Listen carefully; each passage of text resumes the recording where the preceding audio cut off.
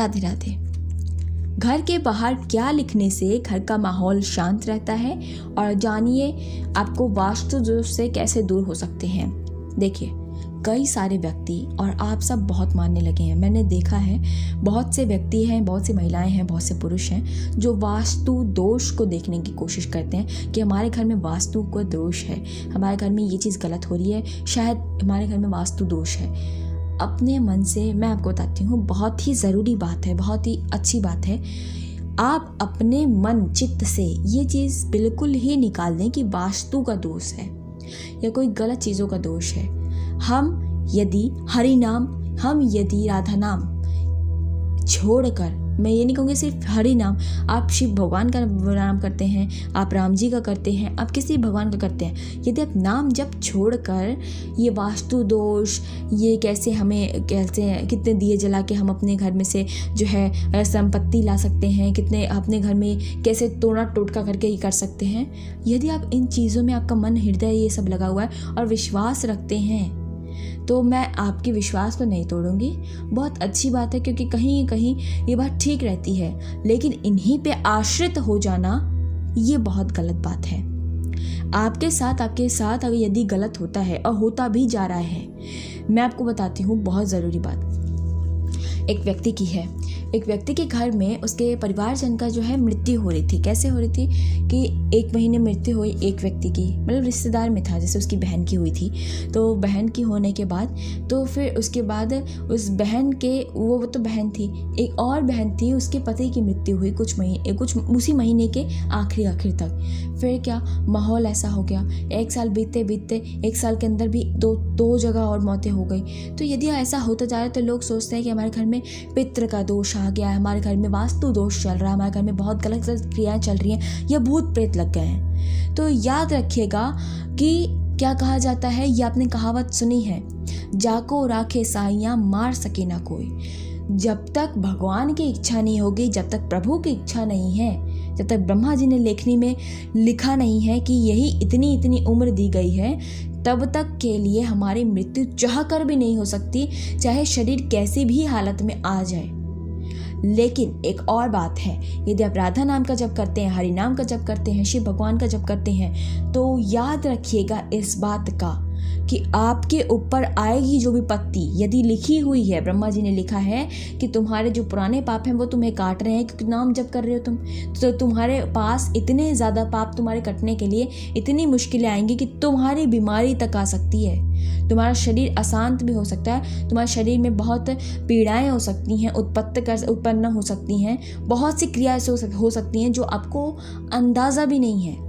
किंतु आपको हरिनाम नहीं छोड़ना है, क्योंकि ये सारी जो चीज़ें आपके समक्ष आई हैं ना, ये पूजा करने से नहीं आई हैं कि आप पूजा कर रहे हो तो गलत चीज़ें आ गई हैं। ये पूजा करने का फल है कि आपके पुराने पाप कटवाए जा रहे हैं, और आप सभी को पता है कि बुरा कर्म भी आपको भोगना पड़ता है। तो भगवान आपको इस मनुष्य के तन में ये भोग भोगवा कर आपके पापों को नष्ट करके, और जैसे आपके पाप नष्ट हुए और आपने दूसरा पाप नहीं किया, पुण्य जब आप कमा रहे हो, नाम जप करके पुण्य कमा रहे हो, अच्छे कार्य करके आप पुण्य कमा रहे हैं, तो याद रखिएगा कि आपका और गलत पाप बढ़े ना, कोई गलत चीज़ आपसे हो ना, कोई गलत कार्य आपसे हो ना, क्योंकि ऐसा होता है उन दौरान यदि और आपके पाप कर्म में आप और बढ़ाते रहते गलत कार्य करके, तो वो लिस्ट और लंबी होती जाएगी, करती तो रहेगी लेकिन लंबी बढ़ती जाएगी। तो आप कोशिश करें कि वो लिस्ट लंबी ना बढ़े, और जितनी लिस्ट में जो है वो ख़त्म हो जाए जल्द से जल्द। तो जैसे ही वो ख़त्म होंगी, आपका पुण्य जब जागृत होगा, तब आप देख लीजिएगा आपका जीवन सुफल बदल सब जाएगा। मैं आपको बताती हूँ एक और बहुत ज़रूरी बात। संत महात्मा जो होते हैं, मैं उनकी बात बताती हूँ कि संत जो बनते हैं, जैसे कि कोई व्यक्ति है जो बुढ़ापे में आके संत बनते हैं, कोई व्यक्ति हैं अपने जवानी बिता के संत बनते हैं, कुछ व्यक्ति जिनका जब मन खुल जाए, जिनका जब मन हो जाए, मतलब जो जब अपने मन को जब जागो तभी सवेरा। आप आज जाग चुके हैं तो आज ही सवेरा है। आज से मान लें कि आप एक संत महात्मा हैं और इसी तरीके से आप रहें। ये नहीं कि आप संत का वेश धारण करें, वेश का आपके शरीर से कोई भी ताल्लुक नहीं रहता है। आप जैसे हैं वैसे ही रहें और उसी वेश में रह करके अपने आप को संत बनाएं। संत कैसा होता है? जिसको हर समय हर कार्य में भगवान का नाम स्मरण रहता ही रहता है। हर कार्य को करते वक्त यदि आप नाम जप कर रहे हैं, नाम स्मरण कर रहे हैं, तो आप कभी भी गलत कार्य नहीं कर सकते। ये मेरी गारंटी है आप सभी के साथ। और हाँ, ये गारंटी है कि आप गलत कार्य नहीं कर सकते। संत का मतलब होता है सात्विक भोजन करना, सात्विक तरीके से रहना, सहज भाव रखना। जैसे कि अभी आप बहुत नटखट थे, बहुत मस्ती करते थे, बहुत मजाक करते थे, बहुत फालतू बातें बोल देते थे, और आप अचानक से चुप हो जाओगे तो घर वाले आपको बोलेंगे कि आप बहुत शांत हो गया, बहुत वो हो गया। तो आप एक काम करें, एकदम से शांत होने को नहीं कह रही हूँ, मेरा मतलब कहने का ये है कि आप बोलें, लेकिन उस तरीके से बोले, मतलब बात बोलें अपनी, लेकिन अच्छी वाली बात बोलें। ऐसा पता भी ना लगने दें कि आप बिल्कुल जो है विलग हो गए हो इस चीज़ को कहने से। अब नहीं कहोगे ऐसी गलत बातें किसी को भी, किसी के प्रति भी मजाक या फिर ठिठोली गलत बातों के लिए नहीं करोगे। मन से आंतरिक से आ चुका है, लेकिन आप बाहर ये सब चीज़ें नहीं करोगे। आप बात कर रहे हैं, उनकी बातें सुनेंगे जो सही हैं गलत हैं। आप बैठेंगे, आपका चिंतन भगवान में रहना चाहिए। आप बैठे रहें, जहाँ बातें होती हैं आप बैठते थे, आप जाएं, बैठें, कोई दिक्कत नहीं। यही आपकी परीक्षा है कि आप कितना नाम जप में प्रवीण हैं, आपका मन कितना तेज भाग रहा है। आपको वही चीज़ है, यदि आप किसी चीज़ को गलत कार्य से भागोगे तो आप भाग रहे हैं उससे। और नाम जप कर करके यदि आप अच्छे कार्य में लगाओगे और आप उस तरफ जाओगे नहीं, आपको पता है वो गलत चीज़ है, तो वो बहुत अच्छी बात है। क्योंकि आप सभी को पता है आजकल के जीवन में कितनी सारी चीज़ें हैं जो गलत हैं और सही बहुत कम है। तो आपके पास आसपास बहुत सी चीज़ें, क्रियाएं हैं जो ऐसे दिखने लगेंगी, लेकिन आपको नाम जप नहीं छोड़ना है और चिंतन भगवान से ही रखना है और अच्छे कार्य में ही रखना है। ठीक है, तो अपने आपको रोकना है और मन से रुकेगा। ये मन को समझाना पड़ेगा कि कार्य गलत है, और एक बार यदि आपने बोल दिया तो उसको बताओ कि यदि तुमने ये कर लिया तो तुम्हारा ये चीज़ नष्ट हो जाएगी, तुम्हारा ये जो प्रॉमिस है भगवान के साथ किया हुआ ये खत्म हो जाएगा, तुम्हारी गलत क्रिया हो जाएंगी तो तुम्हारा जीवन नष्ट हो सकता है, तुम्हारे पाप बढ़ सकते हैं। तुम ऐसी चीज़ें बताओ अपने मन को, वो ऑटोमेटिक नहीं करेगा उस चीज़ को।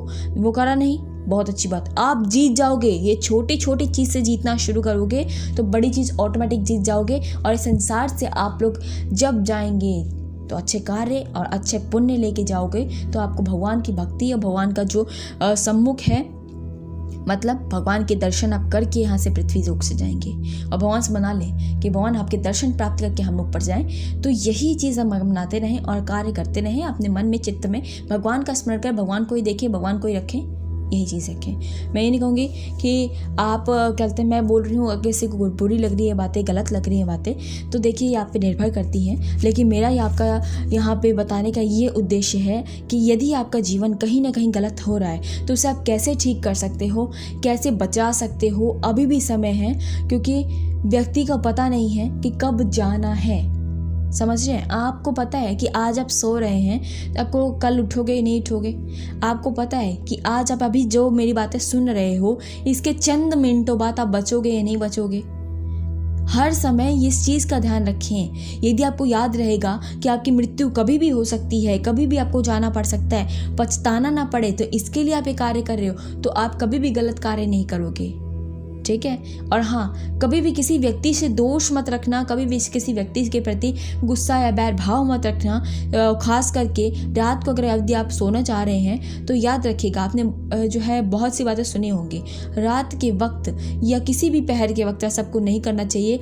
लेकिन याद रखिएगा, मैं आपको रात इसलिए बोल रही हूँ कि रात को व्यक्ति क्या करता है, सोता है। आपने रात को लड़ाई की आपस में, जो आपके रिश्तेदार थे, आपके घर में थे, आपके परिवारजन से लड़ाई की आपने, और आप सो गए। आपने कहा मैं बात ही नहीं करूँगा इससे। आपको पता है कि कल आप उठेंगे नहीं उठेंगे, या आपको पता है कि वो व्यक्ति उठेगा या नहीं उठेगा।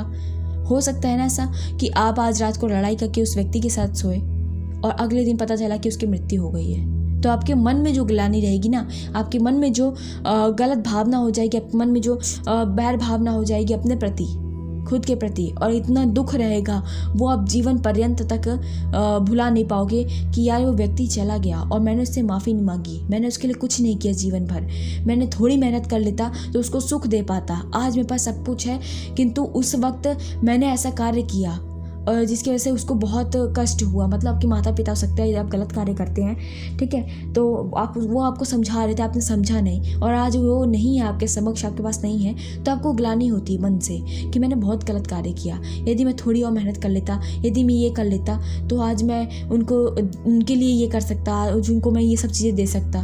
तो आत्मग्लानि बहुत कष्टदायक होती है, बहुत कष्टदायक होती है। तो याद रखिएगा कि ये संसार में कोई अपना नहीं है, किंतु माता पिता आपके घर के जो हैं, जिन्होंने आपको सहारा दिया कार्य करने का, तो आपका धर्म क्या बनता है पिता के प्रति। आप पिता हैं तो पिता के प्रति आपका क्या धर्म बनता है, पिता होने के नाते, पुत्र होने के नाते आपका क्या धर्म बनता है, और पति होने के नाते आपका क्या धर्म बनता है। उस सभी धर्मों को आप पूर्णतः तरीके से निभाएं, साफ तरीके से निभाएं, भगवान का स्मरण रखें और अपने समय को नष्ट ना करें, ताकि आपको बाद में आत्मग्लानि बिल्कुल भी ना हो कि आपने वो कार्य नहीं किया।